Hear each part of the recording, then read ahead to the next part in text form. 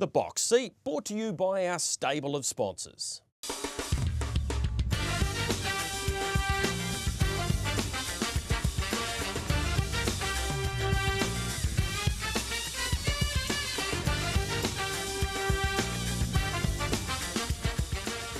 Hi everyone, welcome to this week's edition of Your Box Seat. Yes, brought to you by our stable of sponsors. Michael Guerin, the focus, the big focus, goes across the Tasman this week. More about that shortly, but there's a decent domestic card as well. Addington Thursday, Auckland Friday, and plenty of good horses going around as I say hi to you. Yeah, hi Greg. Big hi to everybody watching around predominantly Australasia, to our friends in Australia. Looking forward to your carnival over the next 2 weeks at Menangle, which we actually bite down into pretty hard here in New Zealand. It's been a while since we've had 3 winning chances in an Australian Group 1. And Greg, since we did the show last week, news coming out about some horses who are or aren't going different places. Beach Ball, unlikely to make the race by grins, not impossible, but unlikely.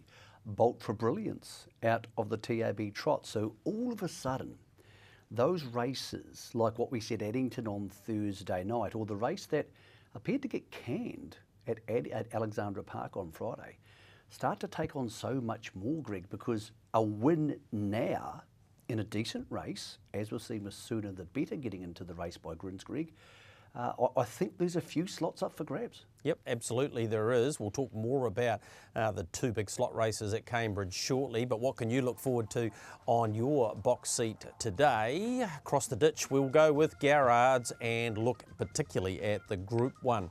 The Chariots of Fire, leap to fame. He was way too good in the Newcastle Mile. He's straight into the Miracle Mile.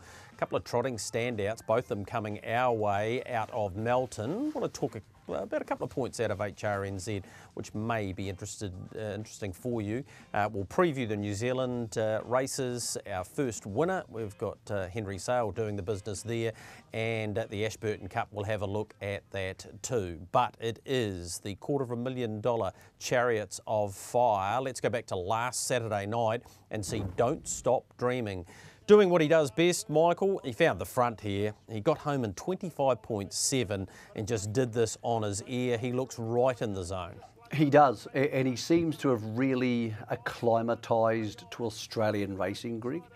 Our history is full of horses who went to Australia and underperformed or excelled. None more so than this horse's would have been stablemate from 30 years ago in Pride of Petite.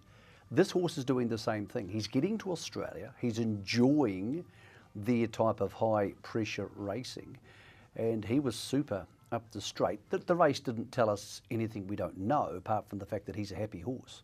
And we saw that when he won the Prelude 2 weeks earlier, Greg. So he's gone forward since he left New Zealand, and he left New Zealand, of course, a winner of the Cup at Alexandra Park on New Year's Eve. And he deserves to be favourite, no doubts about that, Greg. But there's a few sticky little points to this race around Merlin. It's Sooner the Better, Frankie Ferocious, and Better Be the Best. It's a proper horses race, and I think it's the ascension to the throne for the next crop, those below Leap to Fame. Who are the challengers? Well, here's one of them.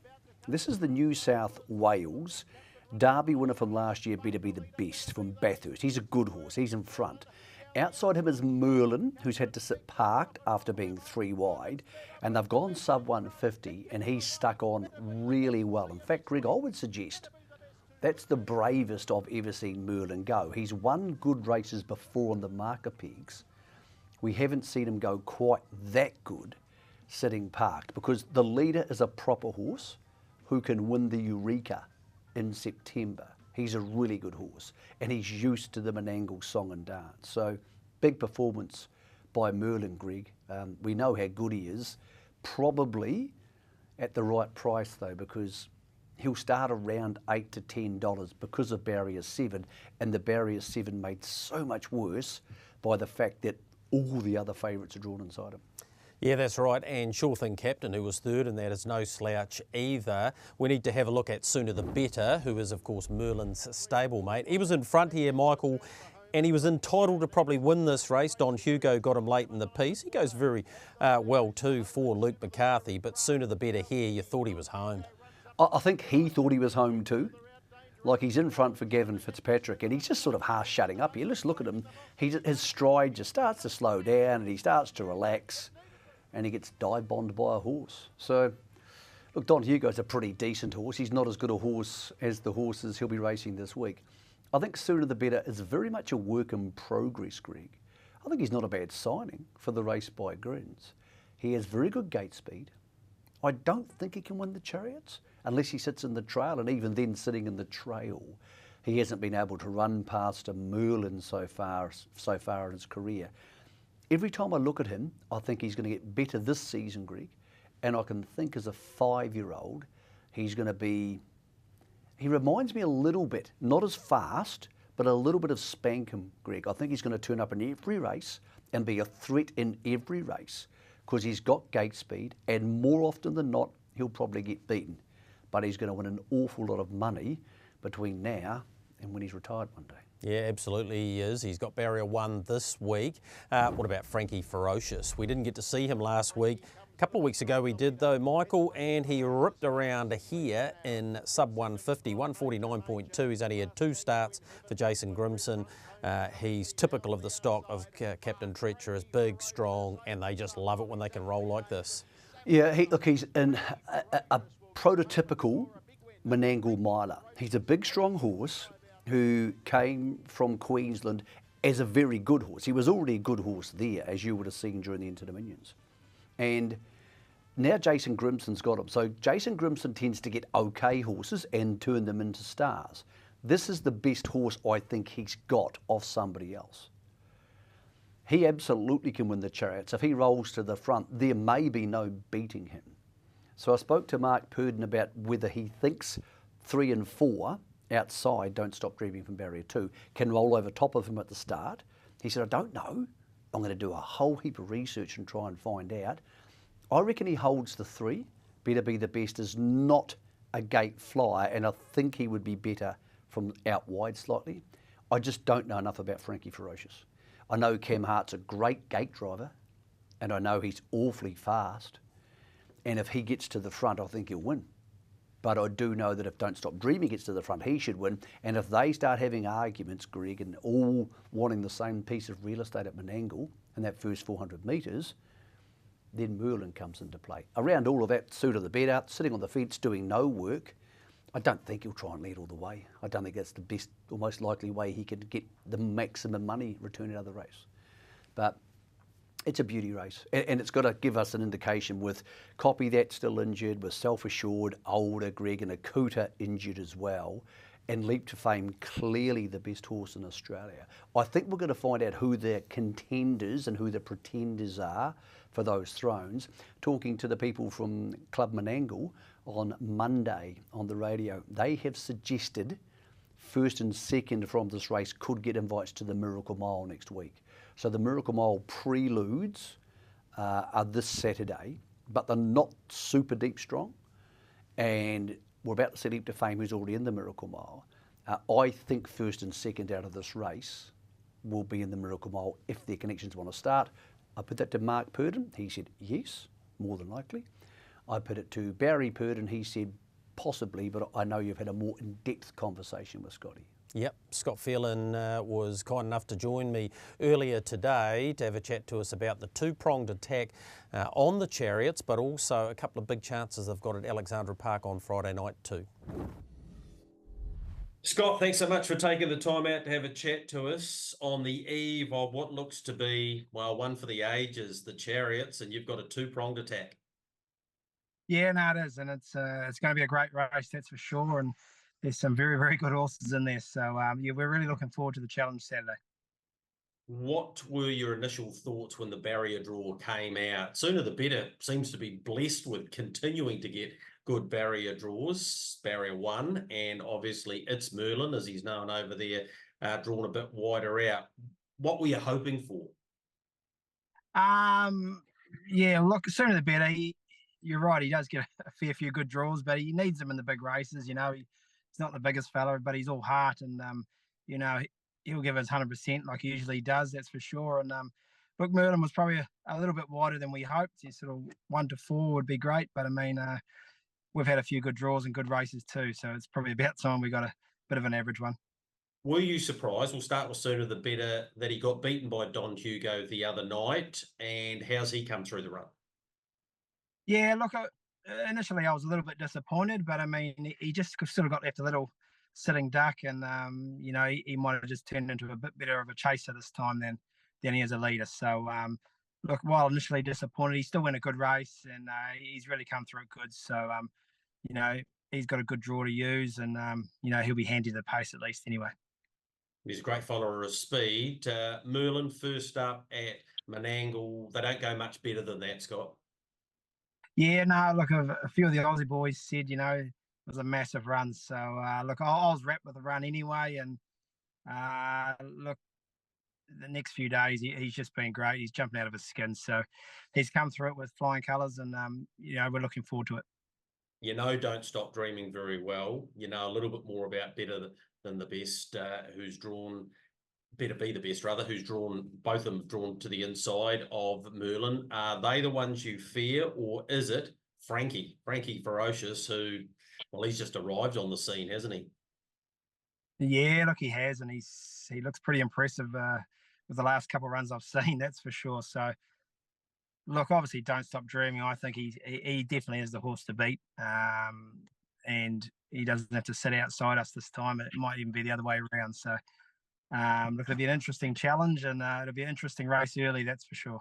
Sounds like they're both in great fettle for Saturday night. We wish you well there. While we've got you, training alongside Barry Purdon, of course, racing continues in New Zealand, and you've got the draw again with Cold Chisel against his now arch rival in Chase a Dream. Are we getting to a point, Scott, that at some stage you might just have to park Chase a Dream? And is this week the week that it could happen? Well, hey, it's possible. I mean, but we leave that up to Zach. He does all his form on those sort of things. But look, he's good enough to lead up if he had to. But I mean, as I say, it's entirely up to Zach what he wants to do, and we trust his judgment. That's for sure. Well, he's got to be hard to beat. It's going to be one heck of a contest, and of course, Duchess Megxit marches on towards an Oaks, and well, she was just great first up, wasn't she? Yeah, really happy with the first up run. Even though she had a great trip, it was just a really nice outing for us. So she's definitely on the up, that's for sure. And it's a nice race for her again this week, leading into a fortnight to the group race. Yeah, well, she's drawn on the inside of Coastal Babe. It's going to be an interesting clash, that. And, of course, you've got Artisan in there as well, too. So, brilliant weekend of racing coming up. Very important one for the Scott Phelan Barry Purdon team. Scott, thanks for your time. Wish you well there in Sydney, and we appreciate you coming on the box seat. No worries. Cheers, Greg. Yeah, great to get that insight from Scott Phelan. Couple of things there, Michael. Took a wee while to get his phone working. He had to download the app and all of that sort of stuff. But what I'd like to say about that is he's really stepping up, Scott Phelan. Barry said this for a wee while. He is taking this in his stride, isn't he? And you heard the way he talked about the horses there, his knowledge of them and the way they're being prepared. He's really taken the next step, hasn't he? 100%. You can see it for the last 3 or 4 years. Obviously, Barry saw it before the general public do, because Barry's such a legend of the game that you expect him to be the dominant partner in that training relationship. But he's often talked to Barry, says, oh, Scotty's going to do this and he'll do that. And obviously, Barry's still a huge part of the partnership. Of course he is. But I think Scott's taken a real control, particularly of the horses who tend to go away and travel. Not the ones who have gone down south. I think Scott's been in charge of some of those. So what a great thing they have to have two senior guys in a partnership who can trust each other. And if Barry wants to go away to Sydney or down south with the horses or vice versa, you don't expect any drop-off in the level of performance. And we've seen that not only through horses like Merlin and Sooner the Better, but you've seen it through their two-year-olds. Like, they have consistently now been the star two-year-old stable in the north. Their two-year-old results are quite phenomenal for the last 5 or 6 years, maybe even a touch longer. And then you see a horse like Mark Shard come back, and them having the brains and the courage to take the hopples off again with an older horse and maybe fool him into feeling good about himself, Greg. I've known Barry for a long time, and I don't think he's ever trained any better than he is at the moment. He doesn't have as many horses, and he doesn't have a Chokin, and he doesn't have a Christopher Vance or a Holmes DG or a Luxury Liner. But I'm not sure with the horse flesh he's got, they're looking either better prepared or any better placed than in the, wow, Greg, 35 years I've known him. Yeah, I have to agree, Michael. All right, back to this Chariots. What does all of that information therefore mean? Who do you think will win the 2024 edition? I think Don't Stop Dreaming's got more ways he can win it. I think he can win leading, obviously. I don't think he would take a trail, but if he ended up there by mistake, I think he could win. And he could win sitting 1-1 or even 3 back on the outside, because that's how he won his heat. He probably can't win sitting parked, but then I don't think there's any horse in the race who can. So he has more ways to win. I don't think Merlin can lead, so Merlin is going to need early or mid-race pressure. And they go so fast in the big miles at Menangle, there's very rarely mid-race pressure because they're going 149 speed or 48. So Merlin's in a sticky situation. Sooner the better will go well, I know that. Can he win? I don't think so. I like Better to Be the Best, but I like him over longer distances. I think he can win the Eureka on the first Saturday in September. Yep. And I just don't know enough about Frankie Ferocious. That everything I know about Jason Grimson's results in the last 2 years tells me he can win, but I don't know if that version's going to turn up on Saturday night.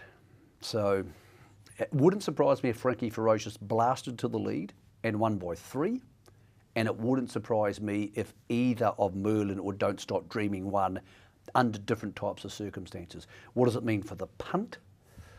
If I had to have a bet, Greg, I would back Don't Stop Dreaming. But I do think 2.3 is short enough, because if he doesn't lead, it starts to get quite sticky coming around horses in 148 and a bit. Yep. What about you?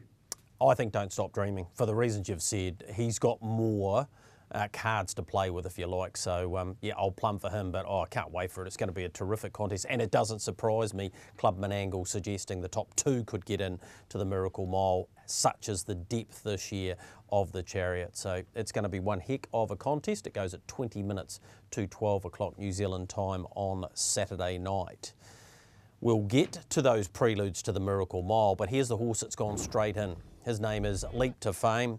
He was just simply too good for them here, Michael. Worked his way to the front, which is becoming his modus now. If he draws about the middle, he just presses on, gets the lead, and he went 51.9, and he won this very comfortably over a pretty brave Mac Da Vinci.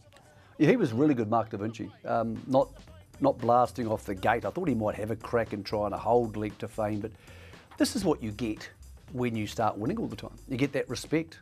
Like Lazarus kind of got in the Victoria Cup. He didn't get it in Perth for the Inters or in the Hunter Cup. But once you start winning and beating horses who are clearly inferior to you, a lot of them say, well, I'm pretty keen to get 20K. I'll take 15. Thanks, yeah. Beautiful. Second or third suits me. I don't think he'll get that in the Miracle Mile. He might. I don't think so. But often it depends on who the horse drawn to lead the Miracle Mile is, Greg. If it's a fly off the gate and hand up horse, and he's alongside him, then this Miracle Mile could be not an anti-climax, but it could just be his to absolutely lose, and he might pay $1.40. If you see a horse drawn inside him who won't hand up, then everything changes. But at the moment, Greg, 80% of the time, maybe more, Leap to Fame's going to get the lead in most of these races. Things might change when he gets over here for the Race by Grins, if and when he does, because there might be a few thinking 2200 round Cambridge, I might be staying in front. So this is his Miracle Mile to lose, but a lot's going to depend on the barrier draws. We know he's in. None of the horses in the preludes are good enough to beat him in the Miracle Mile. None of them. Yep. So you say to yourself, who is going to beat him? Don't Stop Dreaming.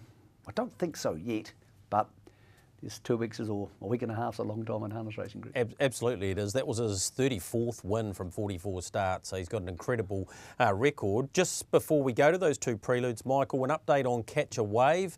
It was feared that he may have a major issue at Geelong last week, but I understand that's not the case. No, I spoke to Andy yesterday. He said Catch a Wave, who pulled up after the Geelong Rocket, which was going to be his lead up to the preludes to go to the mile, pulled up sore. They were worried about a broken bone. He said he's 1 out of 5 lame. This is yesterday. So 1 out of 5 lame on Monday. And he said, I think he'll be able to resume work. There's something clearly wrong with Catch a Wave somewhere. They can't find it. Who knows? There's lots of moving parts to a horse's body. And I'm not entirely sure sometimes it's not in his mind. Not this one, but some of his other issues, Greg. But it's a shame because harness racing, particularly in Australia, needs him. I think Leap to Fame needs a villain or a rival. You know, it needs something to try. It needs a horse who's going to park him out in the Miracle Mile, Greg. Yeah, it definitely does. And Catch a Wave isn't going to be one of those. I hope he comes back to his best. It's a wonderful story of the horse. He's a beautiful horse. Yeah, Australian harness racing is poorer in open class when he's not around. Yep, I have to agree there. Let's get into these two preludes. The Cordina Group Sprint. Typo's got the inside. Rock and Roll Do there. 650 about. Ladies in Red, really interesting runner. Hot and Treacherous, who galloped in the Newcastle Mile, now with Jason Grimson, $3.80. That's probably where it ends there. Of course, South Coast Arden's in there too, Bondi Lockdown. But you're right, I don't know about the depth about this first heat leading into the Miracle Mile. Well, when you take Catch a Wave, who's the defending champion out, God knows where Captain Ravishing's gone. I wouldn't have a clue. And then you've got Leap to Fame, who's not there, because that was very, very smart from Grant and Trista to go to Newcastle. That was just beautifully played. You start saying to yourself, can any of these horses win the Miracle Mile? Well, I don't think so. I think the 4-year-olds are by far the next best. I don't have a firm opinion on these two races. I've looked at them a lot. I don't know whether the horses are going to be in the retention barns. I don't think they are, because the Chariots of Fire horses are going to the retention barns, and that suits some stables better than other stables. Whether that's because the horses like being out in paddocks, whether they like it cooler. Some stallions don't like the retention barn because they don't like being around other stallions, and you chuck a mare into that process and it's a real stuff up. It's supposed to be 39 degrees in Sydney on Thursday, Greg, and I don't think they should be putting horses in retention barns when it's 39 degrees. Integrity of racing is absolutely crucial, but for me, that's too hot. So I'm not a horse person, that's my opinion. I think you can delay it to at least that night. There's no point going in. 48 hours to the Chariots of Fire is 9:40-ish, or to the Miracle Mile heats is 8:30-ish on Saturday night. Let them go in when at least it's cooler on Thursday night, Greg. This idea of going in, I think usually it's about 12 o'clock on a Thursday. I don't like the idea that when it's 39. Yeah, maybe sanity will prevail there. The second is the Allied Express Sprint. From the inside, you got Mac Dan, who won the Newcastle Mile last year, $8.50. $5 about Better Eclipse, sort of interests me a wee bit. He's got a great record, including a Chariots win there, Mark Da Vinci. And Hi, My Name is Jeff, who's a $2.20 favourite on the New Zealand TAB and is another of these Grimson improvements, if you like, and he's just on a winning run, Michael, so yeah, maybe he needs to win again to put himself in the frame for the Miracle Mile, and certainly at $2.20, a lot of people are thinking he might. Well, the first two of these are guaranteed to start, so first or second that he's in. He's perfect for Menangle. He went to the Victoria Cup and it just didn't suit him at all. My dad will leave Menangle again. Why would you? He just loves it. He's very quick off the gate. It's not a particularly quick front line if Mark Dan chooses to hand, and here's the crucial part to that. First and second go into the Miracle Mile. So if Mark Dan is able to lead from one, why wouldn't you hand to Hi, My Name is Jeff, or a good horse getting there? Very good miler. He'll easily go 49. So if he gets up against the markers, he'll run 1 or 2.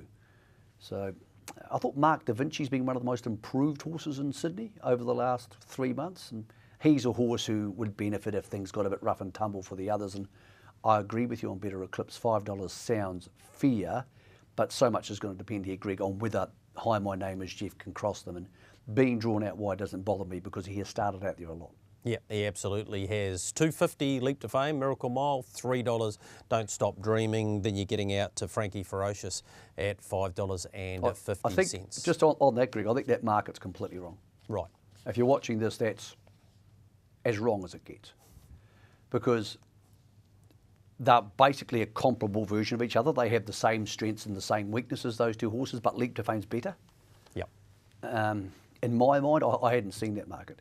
In my mind, that should be $1.70 or $1.80 versus $4.50. And that's no disrespect to Don't Stop Dreaming. He just hasn't done what the other horses That's done. purely market forces but what you're just business. Yeah. I mean, because Leap to Fame's in the race, and Don't Stop The other Dreaming horse isn't. not in the race. For a start. So, and if he draws 7 or 8, he'll pay more than that.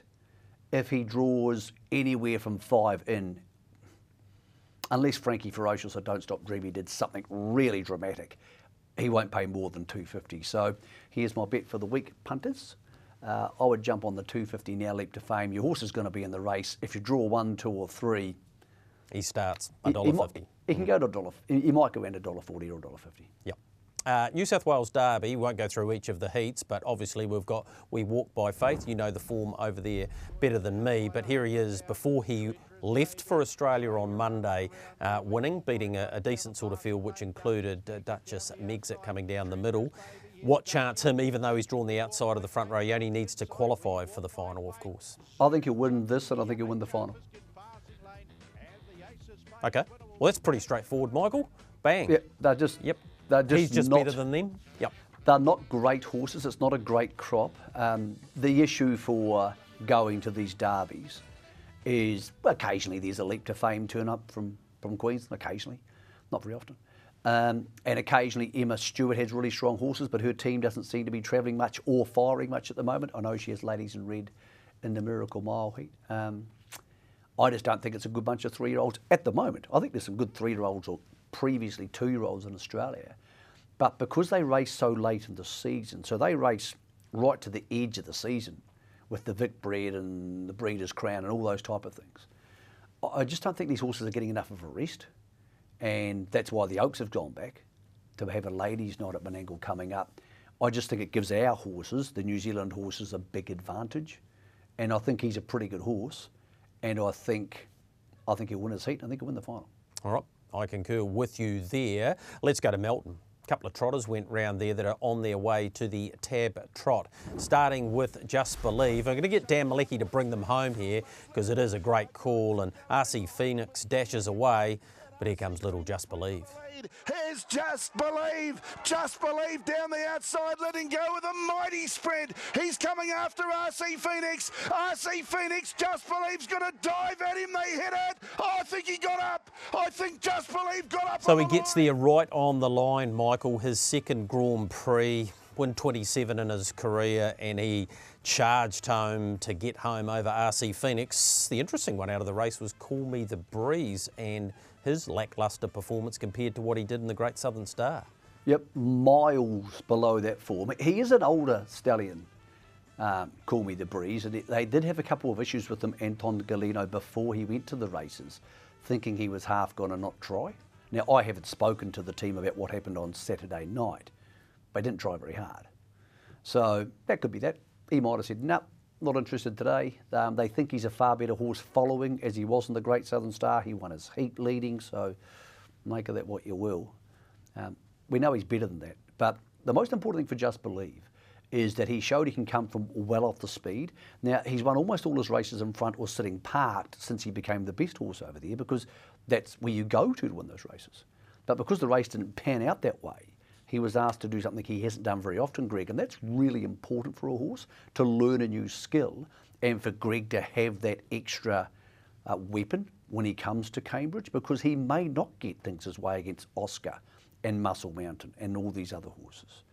And maybe this horse, Queen Elida, who we saw there also on Saturday night, that's who is sitting parked. Obviously, this is for the mares, and if she's going to be any chance in the TAB Trot, she wants to be beating the mares, obviously, but she's still gone 55.5, Greg, and she had a bit of a slump over the summer.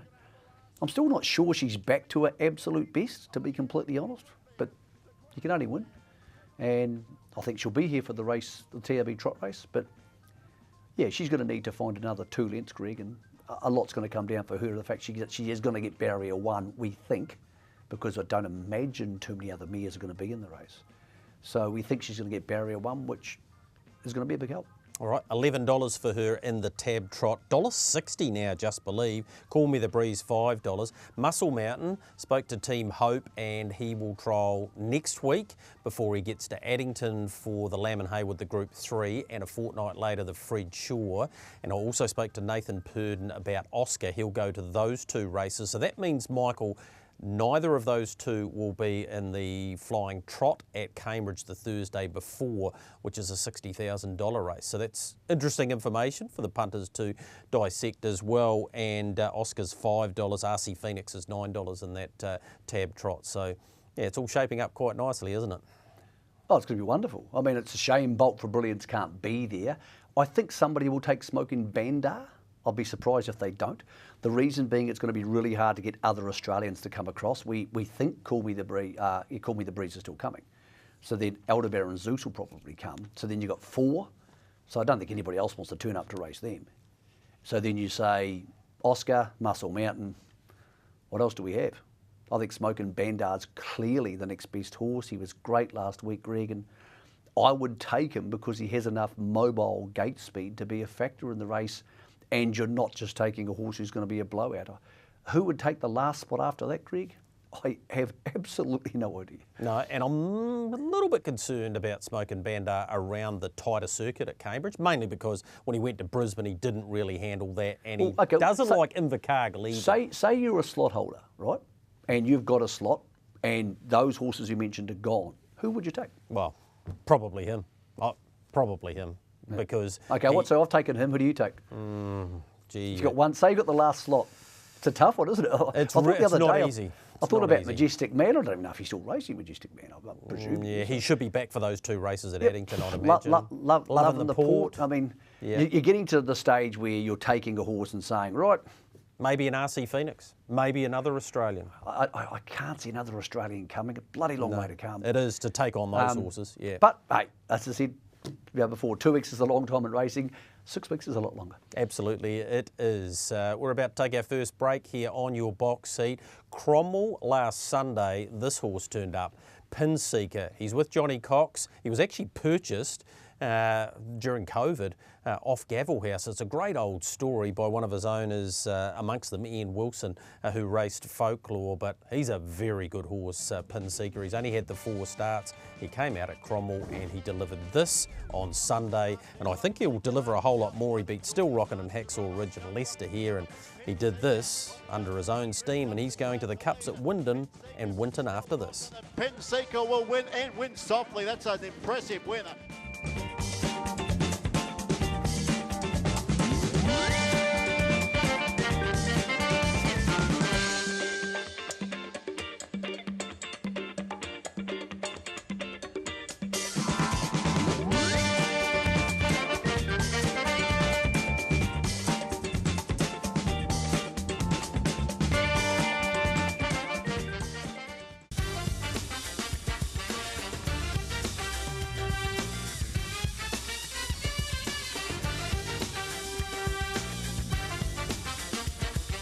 Welcome back into your box seat. Yes, brought to you by our stable of sponsors.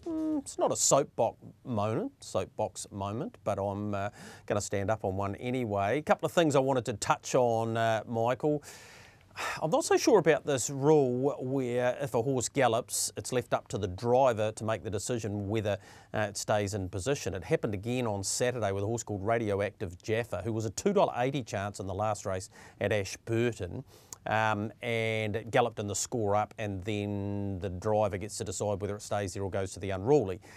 The reason I have a problem with it is we're trying to protect the punter more often than not, and if it goes from the inside draw to unruly, particularly over the short course, Michael, it goes from $2.80 to $28 in my book, and that's not the punter's fault. Therefore, either A, they stay in position, they gallop again, they get scratched, punter gets their money back. I just don't like the fact that they can go to a different position when that's not the position that the punter backed them in. I think there's lots of parts to that, Greg. And I'm not saying you're wrong.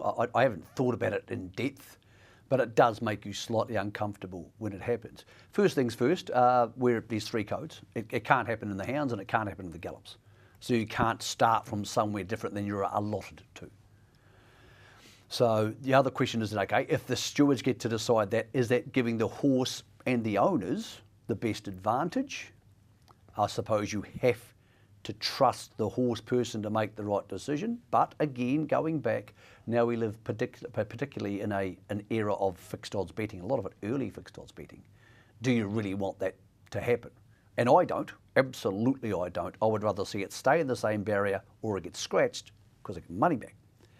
But that doesn't help the owners much, because if a horse is, particularly a trotter, let's use a trotter, say it's just trotting a bit rough, mucking around behind the gate, it's running in behind, and you think it's not enjoying this, I need to get out the back, you have to trust the horse person to be right. But again, that's not the punter's fault. So I think it's got lots of threads to it. I don't know exactly what we do, maybe to protect the punter, have a second go, but what happens if they do have a second go and it gallops in the score up and nobody gets what they want, either the owner or the punter? So I hadn't thought about it a lot to you. You spoke to me about it in one of our rare phone calls the other day, Gregory. And I don't know what the solution is, but I agree with you that I punt relatively big, as most people know. If I've had a decent crack at one and it's drawn barrier one and it goes to the outside of the second line, I want my money back. And I always think when I see something stupid happen in harness racing, or any of the codes, what would the people who bet on the other codes think? And I always think to myself this one thing. Whenever something really dumb happens, I think this one thing. What would happen if that happened in Hong Kong? What would happen if you decided that the best sprinter in Hong Kong, Lucky Swainess, was drawn barrier 2, it started to throw its head around at the gates, and they put it in barrier 12? Well, I wouldn't want to be the stewards in Hong Kong. Exactly, exactly. Yes, there'd be a lot of very angry people who live in Hong Kong. So that's what I always think, because I always think that we're betting against those people. We're trying to get market share off them. We're trying to get market share of Flemington and Randwick and the Wanganui Dogs, for what it's worth. So any time we have a rule which is desperately different to the other two codes, it makes me concerned. In saying that, I mean, technically, I suppose, any time you back a driver or a jockey, you're backing their judgment in all forms of that horse's performance from the time it goes on the track. And maybe that's deemed as one of those pieces. But again, say I'm a 19-year-old kid who's driving one from a granddad or a trainer, and I don't know what to do. It's a lot of pressure to put on somebody, or worse, what say you Blair Ryan, you've never seen the horse before. Yeah, and I understand initially. There's a lot of parts to it. Yeah, it was brought in originally for a safety factor. You know, if the horse was unruly, they wanted to put it to the unruly, because sometimes that can happen on the day. They can lose their marbles. But I think it's really important, Greg, you raised an interesting point. I think it's really important that people in this country are now starting to say, well, we have to look after the punter. Because for years I was screaming in the wind and people were like, nah, we don't care. And that, like, even the TAB didn't care. and there seemed to be no look after the punter first ethos, obviously after human and horse safety, clearly. Yeah. But I think since Entain's come on board, people have realised that turnover drives the whole machine, and without turnover, basically you're stuffed. And I think it's starting to percolate through the decisions we're making. And I think that's really important. Yep, I think it's very important. There's a couple of other points I want to bring up. We'll leave them today, though. But one of them was around qualifying standards and removal of that. I know they're looking at things like that, but we can discuss that on another show, because we need to get to Alexandra Park on Friday night. Decent meeting there, including the Alabar Classic. Last time these two clashed, in fact, every time they clash, it's always a great contest. Cold Chisel versus Chase a Dream. This is in the Harness Million, and when you look at this run and how close they got together, and the fact Cold Chisel's got barrier 1 this week, Chase a Dream in 3. You heard what I said to Scott Phelan. This could be the week they try and park him. What do you think? Well, I think it's pretty much the same barrier draws as last time, because he even came from even wider and they handed up. I agree, if he stays in front, it's his better chance of beating him. I think there's so little between them, Greg, that it's going to be which horse is happiest and has eaten enough and doesn't have a headache and is enjoying life the much on a certain day. I think it's very similar to It's Merlin and Don't Stop Dreaming. I think neither of them are good enough to overcome disadvantages to beat the other one.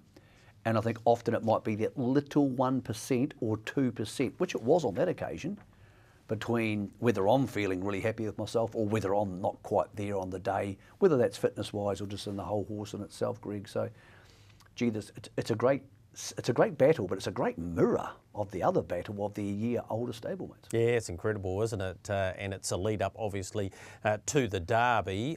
Just before we get to the race that didn't get off the ground on Friday night, and a horse I want to highlight, Duchess Megxit versus Coastal Babe. I did speak to Stephen Reid about Coastal Babe, and he said, look, it's a bit of an afterthought, this race. We could have gone to the trials. That indicates to me that maybe they won't be going forward, Michael, and therefore it's Duchess Megxit's race to lose, which is an important lead up to the Caduceus, which leads into the Oaks. Yeah, look, if either goes back at the start, they probably won't beat the other horse. So if that's the case, yeah, crucial information. I'll have a bit of a ring around for the Herald and for Harness Racing New Zealand's website as well to try and really button down into that, about that race and also the cold chisel stuff, because that's really valuable information, Greg. And if we can extrapolate that out to people a little bit, then we give them a chance and a reason to have a bet. All right, some people might be wondering, where's Old Town Road? Will he get a slot potentially in the Race by Grins? Again, a race he finished second in last year. Here he was at the trials, Michael. He's going to miss a race this week. He's had 3 workouts. He's got races like the Founders Cup and obviously a couple of other lead-up races into the Grins. But he was good here. Fernley Cash in front, Older Wise Guy just in behind. I think he's pretty much on song, this horse, and I'll be surprised if he's not announced as a slot holder shortly. Yeah, he has to get a slot. If they're bringing 3 from Australia, Leap to Fame, Better Eclipse, and maybe something else, maybe one of Grimson's, he's got to get a slot. If he's not the best 6 horses in the country, well, I'll give up drinking for a year. So well, that won't be happening. I'll give it up for the next 2 weeks. I'm not sure. I haven't dug into this, so I don't want to be spouting off on some big soapbox about something I haven't looked into. But I thought there were 7 noms for the open class race this week, and it didn't get off the ground.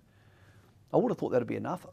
There must have been some withdrawals. There must have been. Look, well, there could have been. I just don't know. But yep. Gee, we've got to give these horses some chances. I feel sorry for them. Like, we can't complain about horses going to Aussie and leaving and not coming back if we don't put on any races for them. Yep. Now, I know it doesn't always work that way, and yes, it comes down to turn. I get it. But, yeah, and I haven't dug into it enough to be going nuts about it, but I would have liked to see him starting at the meeting this week. Yep, so would I. Let's go to Addington Thursday night, because there's a really smart field. Gee, any one of the 8 that go to the post, including this horse, Ahoka Connor, who was excellent over a mile that he was last. He drew the outside and he was last. He was able to run down Alta Meteor, but this has got a lot of depth to it, this race. Alta Meteor was there again. Da Vinci's won 5 of his last 6. Heisenberg's won back-to-back races after he couldn't win for a year. Got You Covered. Jimmy James Maguire. Celtic Spirit's drawn the inside, but he's a smarty, Ahoka Connor, and he proved it again to us a fortnight ago. Yeah, I spoke to Tim Williams about this today, and he said to me, I've been overdriving this horse so much, it was time I gave him a helmet to follow, which is a really good, honest comment. But when you're that good a 3-year-old, you do often overdrive them because you want to take bad luck out of the equation. He's going through that phase, Greg, as we saw when he ran 3rd at Omakau, then beat him when things didn't go his way at Invercargill.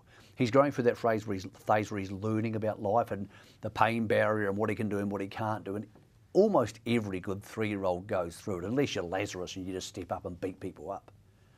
So he'll go through that. I think he's a really good horse. I think he's a New Zealand Cup horse. I think most of these aren't, but there's still an in-form, the Falcon, and as you said, a very in-form Heisenberg who forgot how to lose, and now he's forgotten how to win, or vice versa, forgotten how to win and forgotten how to lose.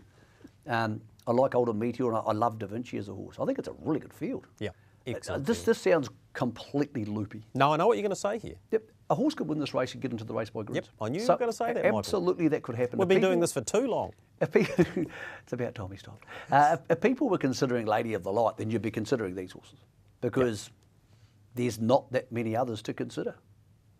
There's not. Two Tangata goes around in the featured trot and was second and behind the horse you talked about before for the Tab Trot, Smokin' Banda. He was awesome on this occasion, but Two Tangata beat the others just as easily and gets in off the front this week. Michael, he'll take some beating. El Conqueror's racing really well. Euro Style flashes into 3rd here, but yeah, Two Tangata's due to win again, isn't he? I had a word to Paul Nairn about him last week, and he said he just changed his work a touch and he thinks the horse has improved. He's never going to be an easy watch. He hardly has the world's smoothest gait, but he thinks the horse is on the improve. That was as good as a winning performance because the winner's not there.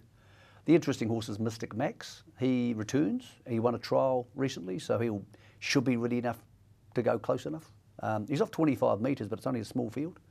So I think the best version of Mystic Max beats to Tangata, but if he is, and he's not a very fat horse, Mystic Max, I don't imagine he's going to be too big.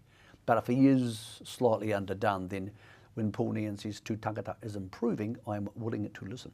Yep. Good couple of races out of Addington on Thursday night. Friday afternoon, bit of a twilight meeting out of Invercargill. They've got a couple of 2-year-old races, really interesting, including this horse, Michael, Always Dreaming. So he's the next in the line of the Bettor's Delights out of Start Dreaming.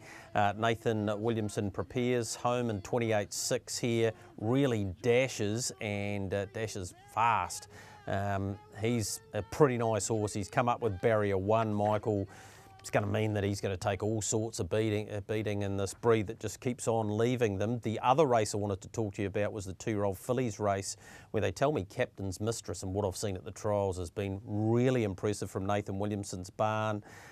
Music Mistress, who finished second behind Ukraine in the first 2-year-old race. And of course, these horses are all going for those $12,000 bonuses as well. Just 5 in the first one and 8 in the second. You talked before about running these races. It's pretty important, isn't it? Of course it is. Yep. No point. One thing I really thought about last week when I was looking at buying a horse is, if you buy a horse at the sales now, you've got to wait a year to race them. It's a bloody long time. And again, we go back, we're competing against the Gallops. They buy a horse at the sales, they could race it in 7 months. And it's a long time to wait. So if we're going to tell people go buy a horse, we should put some races on for them. We should hold them. Ian McEwen did it 35 years ago in Victoria. They weren't holding enough 2-year-old races. She'd start it with one horse. I don't care. They will learn. Truest thing I've ever heard. Yep. The biggest problem we have is our horses don't race often enough. Now, 2-year-olds I understand. You can't be rushing 2-year-olds, but so many of our horses race 16, 20 times a year, Greg. They're standard breeds. They can race 40 times a year. Yeah. And that's the guts of the problem that HRNZ has with the moment, is trying to get enough horses to race to create product, which creates money and creates market share. Which is what I was about to bring up before, but it's a long, long conversation. It is a long conversation. We'll dig into it another time because it's not going anywhere. Nathan's got 2 really good 2-year-olds. The first one and the first, I think, will win. And the filly, the Captain Treacherous filly, she was excellent. She went 158 at the trials 2 weeks ago, stormed home, made up 6 lengths on the leader. Good horse. Yeah, Nathan's got a couple of sharp horses down there. Yep. The Southern Belle Series continues too, and Joe's Rock, who comes out of the Group 1 at Addington when finishing 4th. That's, again, another terrific series they run down there. Takes on the likes of Advanced Party, Sweet Diamonds down there, Take It Out. Just another really good race, very competitive race day there at Invercargill. They start just after 3 o'clock on Friday, and then that dovetails into that program out of Alexandra Park. About to take our next break here on your box seat. Just before we get and have a look at this first winning drive for Henry Sala, caught up with him today, and we will sit down with him and talk to him about his career in harness racing. Started out with Kyle Cameron, ended up at Benny Hills. These days he works for Davey Butt in the morning and then the Hopes in the afternoon. He went on a scholarship to England, a cricketing scholarship, so he's a talented sportsman, and really looking forward to sitting down with him and chatting to him about some of that stuff, and the fact that he's now doing what he loves. And he saluted there on Friday down at Cromwell on their first day. Here it was down the outside for Tom Bamford, getting the business done with Ebury Street at long odds. A pretty special win it was. He's a young man going places.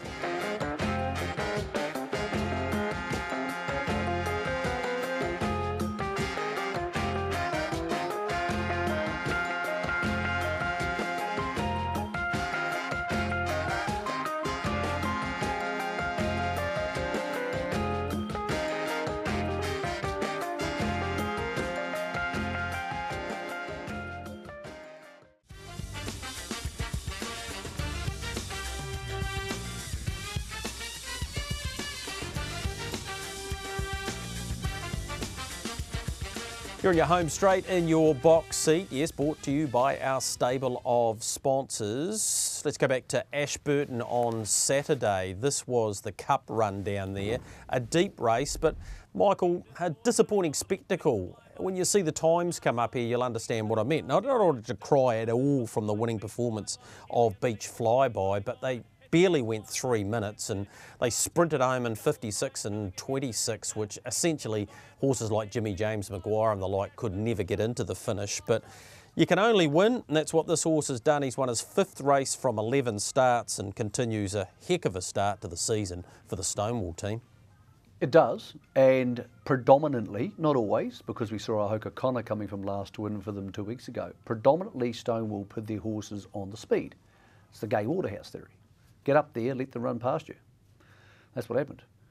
And a lot of people there, I'm not decrying anybody's drive, because sometimes if you're in the 1-1, you can't move, and the person following you thinks they're in the right place, and the person following you thinks they're in the right place. I get it. I understand how it works. But yeah, it was just a go round, and any horse you're on at the 800, you just go, what a waste of time this is. Yep. And that happens from time to time, as you quite rightly pointed out, and that was certainly the case there. Double time was great in second. Particularly in big fields, Greg. In big fields. And at Ashburton, when they generally run home so quickly. Well, and also in a big field, if you're sitting last, it's a lot of horses to run past. And if you're last at the 800, I don't really get to talk to Warren Kennedy about it, actually. And he said, when you're in those situations, do something different. Now, I realise it's a lot easier in gallops because you don't get pushed 3 or 4 wide, and there's a lot more things you can do. But yeah, it just goes to show the benefit of being on the speed. And that's why these days it's one of the biggest predeterminant of winning chances. Ironically, that horse was almost the outsider of the field. Yeah, it almost was. Won on debut and was tipped out to us by Steve Telfer as a horse to follow, and it's certainly been one of those. They had a great day down there, Ashburton, their Legends Day, and congratulations on a pretty good afternoon of the light harness sport. Night of Champions competition. We keep talking about the Tab Trot and also the 3rd edition of the Race by Grins. What about you joining us there? You simply need to do this. Enter the competition. Who's the band playing at this year's Night of Champions? You can enter each and every week.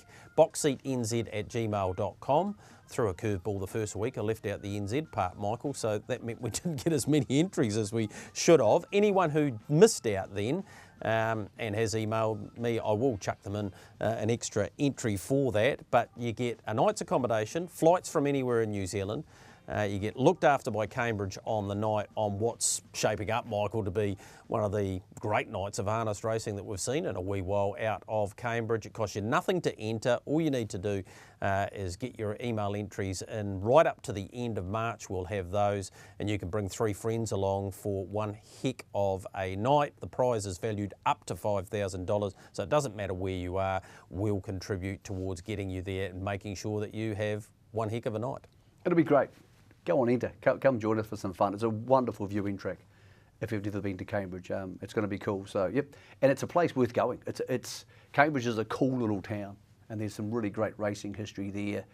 If you're going to come to Cambridge, email Cambridge Stud and ask, because you have to I knew you were going to say this, Michael. And ask if you can go to the museum, Greg, because it's just unbelievable. It is. So, yep. So, look, there's a lot of things to do in Cambridge. It's a cool part of the world. So, come along. Come enjoy the races, and if you're not, there'll be a huge team there from trackside on track, and there'll be some cool things happening there. Yep, there definitely will be, including that band that is the answer this week, playing after the last. Where can you go harness racing around the nation this week? We have Addington Raceway. They've actually got a 9-race program, so slightly light on numbers there. So an earlier start of 19 minutes past 5.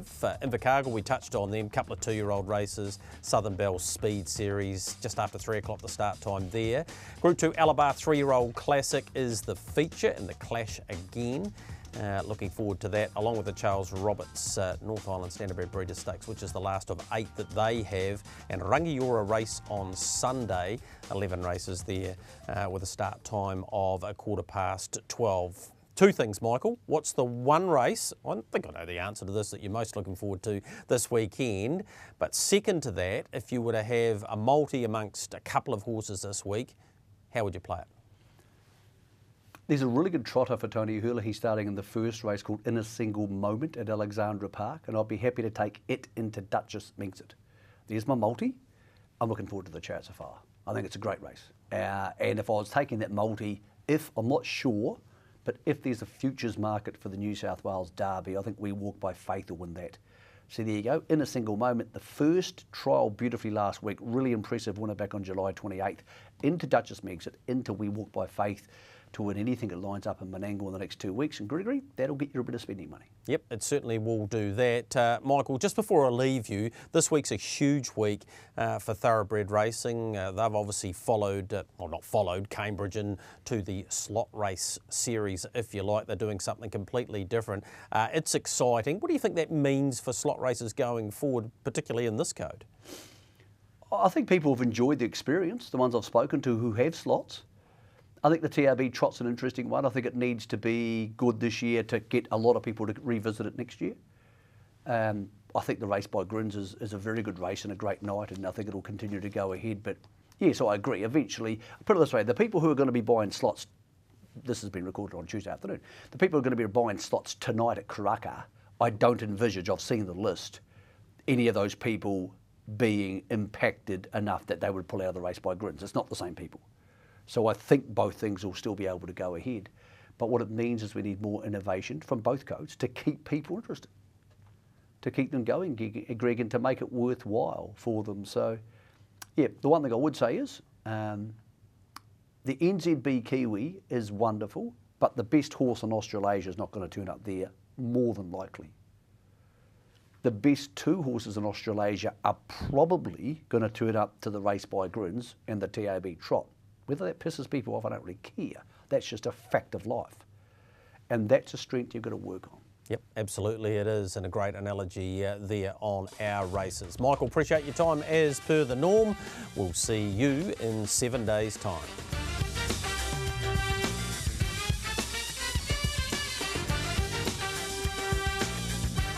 The Box Seat, brought to you by our stable of sponsors.